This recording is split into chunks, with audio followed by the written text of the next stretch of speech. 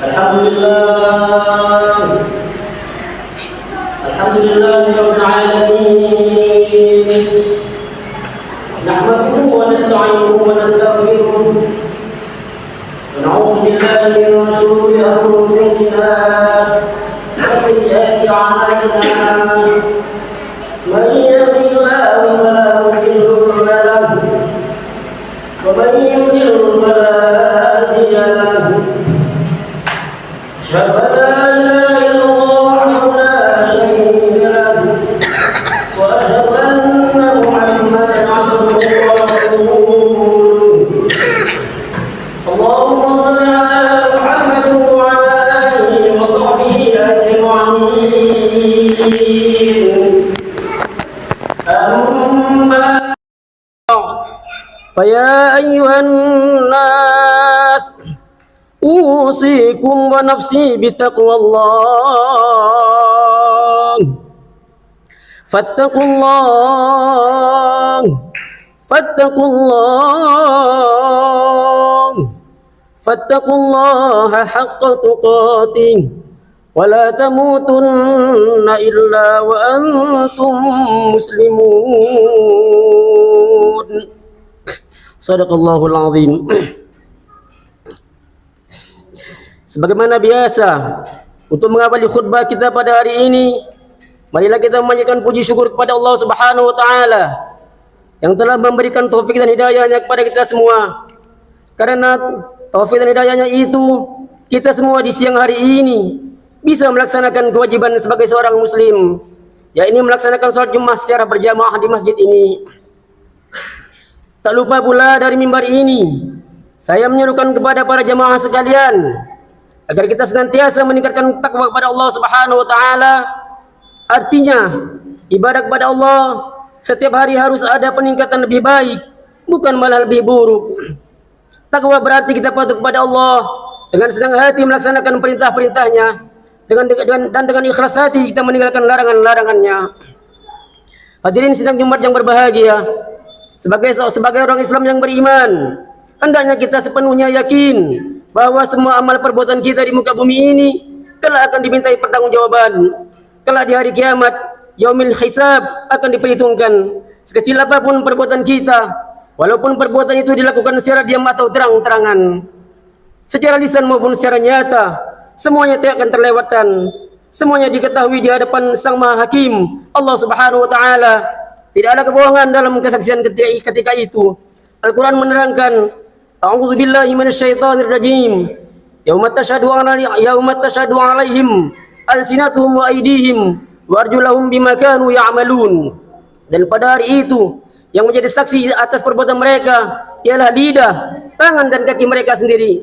Quran surah An-Nur ayat 24. Dalam ayat lain juga ditegaskan, Al-yawma nakhtimu ala afwahihim wa tukallimuna aydihim wa tashhadu arjuluhum bima kanu yaksibun. Pada hari ini di yaumil hisab, kami tutup mulut mereka dan berbicara tangannya dan menjadi saksi kakinya tentang apa yang dikerjakan dan diusahakan. Quran surah Yasin ayat 65. Kita bisa membayangkan bagaimana kesaksian anggota-anggota tubuh kita ketika itu. Apakah kita bisa memungkiri dan memberi kesaksian palsu, sedangkan kesaksian itu tidak dari tubuh kita sendiri. Oleh sebab itu, sebelum kita diadili di hadapan Sang Maha Pengadil, hendaknya menjaga seluruh anggota tubuh ini, karena kelak akan berbicara sendiri-sendiri. Lalu anggota tubuh manakah yang harus kita jaga? Ada 7 pintu anggota tubuh yang harus dipelihara agar tidak berbuat maksiat, agar tidak menuruti hawa nafsu kita. Sebab 7 pintu di tubuh kita itu dilambangkan dengan 7 pintu di neraka. Adapun 7 anggota tubuh atau 7 pintu yang saya maksud adalah, yang pertama adalah mata. Kita sadari bersama bahwa mata merupakan anugerah Allah yang luar biasa, tak ternilai harganya. Haruslah kita manfaatkan untuk memandang sesuatu yang baik dan tidak menimbulkan dosa. Oleh karena itu, mata harus dilindungi atau dikekang agar tidak melihat 4 perkara yang buruk dan tercela, yaitu jangan memandang wanita yang bukan muhrim dengan nafsu syahwat, jangan memandang sesuatu yang mengandung nafsu birahi, jangan memandang terhadap sesama muslim dengan pandangan dengan penuh kebencian dan kesombongan. Dan mata jangan digunakan untuk memandang sesama muslim dengan pandangan yang meremehkan. Mulai sekarang Kita harus belajar untuk memelihara pandangan-pandangan kita. Perlu diketahui bahwa mata adalah jendela hati. Jika mata memandang kemaksiatan, maka akan bergetarlah hati kita dan terpengaruh dan tercermati dengan perasaan yang buruk. Hati menjadi kotor karena cara kita memandang hal-hal yang kotor. Adapun yang kedua adalah telinga, yang merupakan alat pendengaran dari anugerah Allah Subhanahu wa taala yang sama mahal harganya.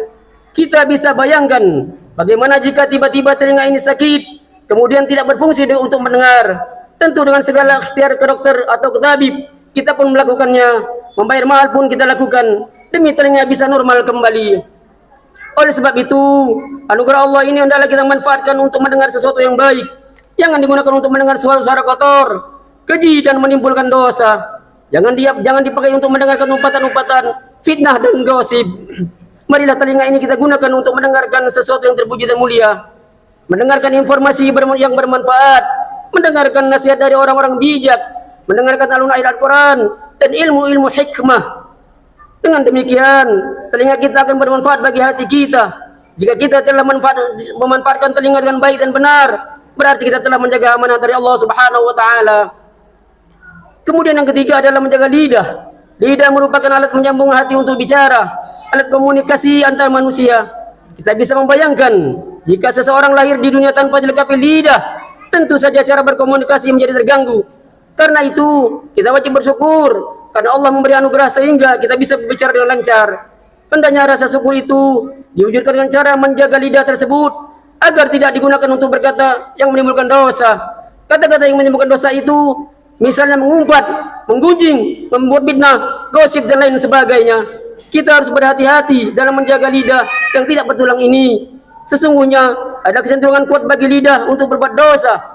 Lidah sangat berpotensi untuk berdosa, melanggar janji, sumpah palsu, berbantah-bantahan soal khilafi agama, mengutuk orang, mencela sesama, bersenda gurau, dan mengejek sesama teman.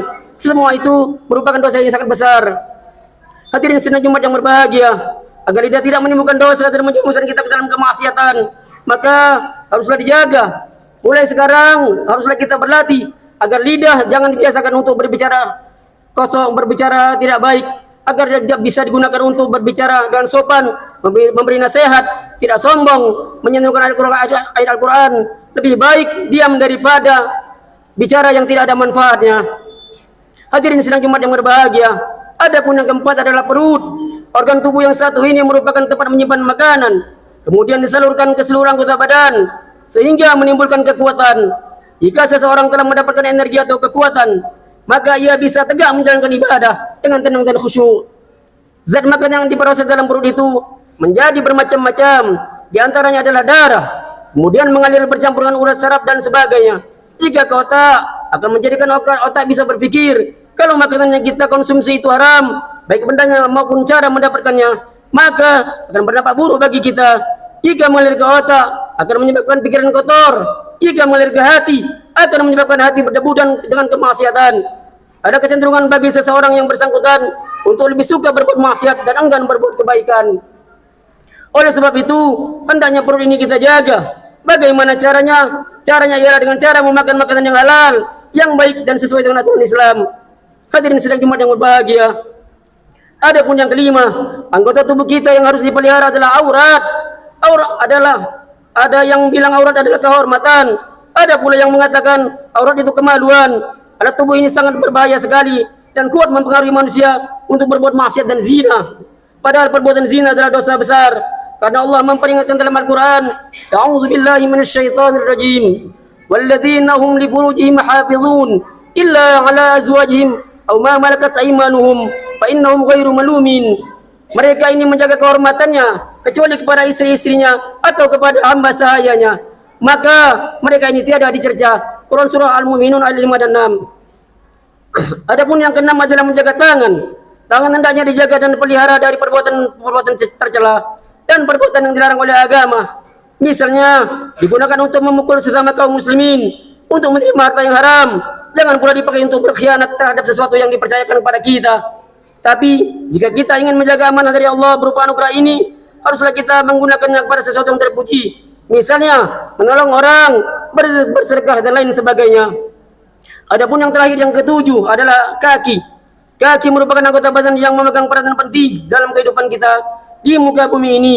Kaki sebagai anugerah yang diamanahkan oleh Allah Subhanahu wa taala kepada kita agar sehendaknya kita pelihara, hendaknya dijaga, jangan sampai digunakan untuk menuju maksiat, jangan menuruti langkah kaki untuk mematuhi hawa nafsu, janganlah kaki dijadikan untuk pergi ke tempat-tempat haram, namun gunakanlah untuk beribadah, untuk jalan kebaikan dan perbuatan terpuji. Itulah tujuan anggota tubuh yang harus dipelihara dan dijaga amanahnya. Jika kita menuruti hawa nafsu, maka tubuh anggota tubuh cenderung berbuat buruk dan menciptakan dosa. Semoga Allah melindungi kita dan memberi kekuatan untuk mempergunakan amanah sebagaimana mestinya. Amin ya rabbal alamin. Barakallahu li wa lakum fil Qur'anil azim wa nafa'ani wa iyyakum bima fihi min al-ayati wadh-dhikril hakim wa taqabbal minni wa minkum tilawatahu innahu was-sami'ul alim. Aqulu qawli hadha wa astaghfirullahal azim li wa lakum wa liwalidaykum innahu huwal ghafurur rahim.